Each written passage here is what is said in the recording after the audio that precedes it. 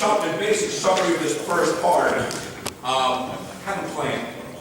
Have a plan. Have a thought out, written down, get your yellow pad out, scribble a lot of notes down, make a lot of ideas, come up with a lot of different things you want to do, and how do you get there? Have a plan for that.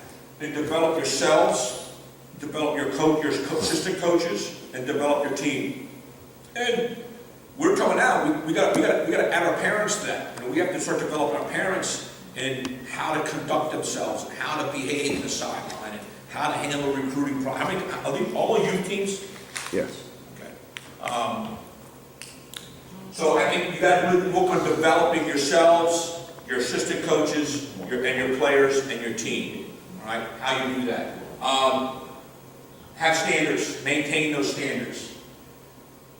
Tell them what to do, what not to do. Not what not to do. I helped out with a team 2 years ago, and they asked me to do a scrimmage. I set the sideline. I do that. What I do now with my teams is I really don't coach.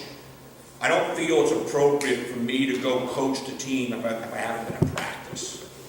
So what I do a lot is I stay on the sideline and I type things in my notes, my phone, I email it to them afterwards. And the coach was getting very frustrated in the game, and he kept on telling the kid he kept on saying, what was it? Don't allow him top side, don't allow him top side, don't allow him top side.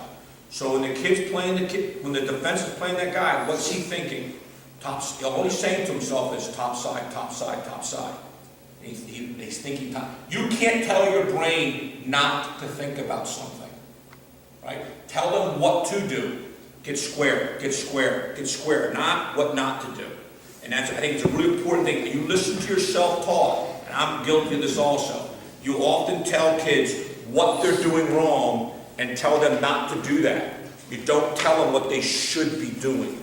Especially with some kid who continually does it wrong and never pays attention to you. Those are the guys you tend to give the wrong advice to you. Tell them what not to do versus what to do.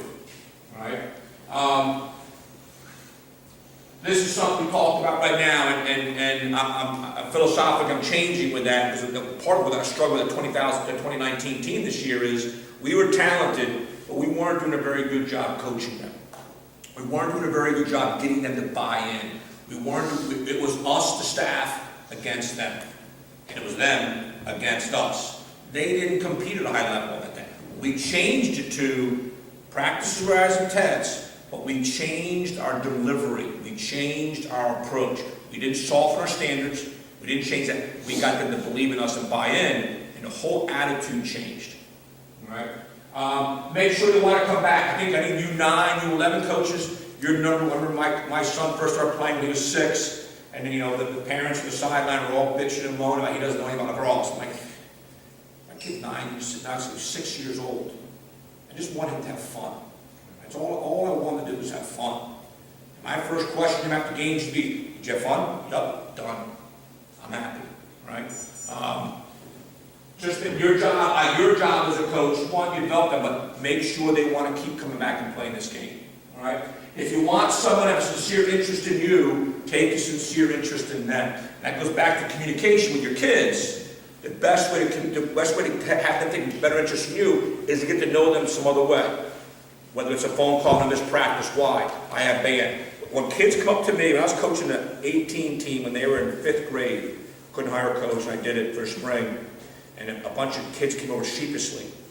So what's the matter? Because we can't have practice tomorrow, so why not? So we all play in the band. Every band in the county has a concert tomorrow night. I was like, good, that's awesome. What instrument do you guys play? They thought I was going to kill them for playing an instrument. Right? Think you're not an athlete because you play an instrument, which I think I'm envious of because I can never play an instrument. And once I thought that was pretty cool, the relationship changed a little bit. And when I was in high school, when the parents would call me and say, make your son come into my office. Let us talk, let us figure out that issue, and then let me ask him something, what's going on? And they get to know me a little bit better, I get to know them a little bit better. So I think there's some real importance to that. And that's why I think it's important to be a practice before, so when they're not practicing, you can talk to them a little bit. Because after practice, what's happening? Mom's there, they're trying to get the hell out of there, get back to dinner, go pick up the other child from practice. They're trying to put it, after practice, it's hard to really have and that dialogue.